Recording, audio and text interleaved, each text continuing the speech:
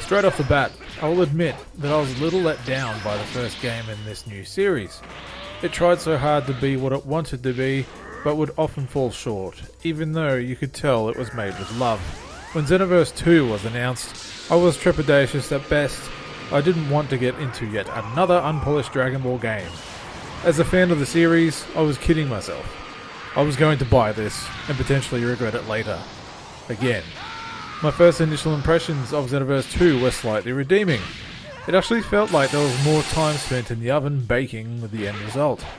The more I spent with this game, the more I came to realise that this game was still made with love and more resources to give us easily the best Dragon Ball game to date. One of the biggest gripes of the first Xenoverse were twofold: the awful hub world and its fun-killing grind. Those really soiled the experience, but I forced myself through it so I could get to the end. However, in Xenoverse 2, it appears as if developer Dimps has listened wholeheartedly with players and improved both aspects with this entry. The hub world is one big open playground to freely explore, where you will find pickups, characters, trainers, shops, quests, and more.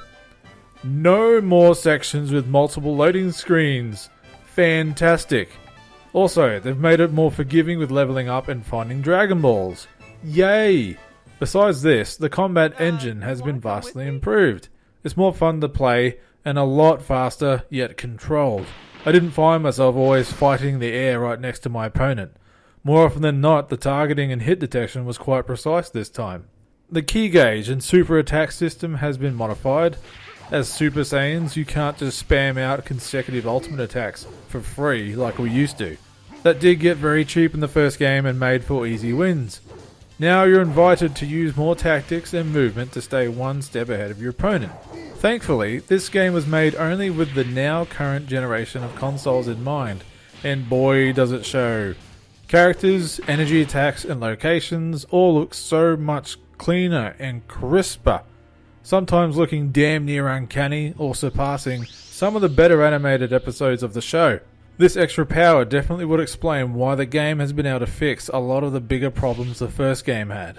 I keep comparing this game to the first Xenoverse. It can't be helped, as I feel like this is the game we should have gotten in the first place. When you stand back and look at this game, they're practically the same. The overall story concept is the same. The game world is virtually the same, yet just improved. You still hit the same story beats for the most part. The fight engine is the same, but better. This just solidifies my disappointment in the first game that much more, and I wonder what Xenoverse 2 could have been if it got all the current improvements right the first time around. I digress. I'm having a lot of fun exploring this game, and I don't feel like it's a chore this time. I find myself wanting to play it when I get home, and annoyed I have to prioritize adulting before I get to sit down and beat up Frieza, Cell, and Boo for the 137th time in a game. Dragon Ball Xenoverse 2 might have a lot of the same, but this is the best it's ever been.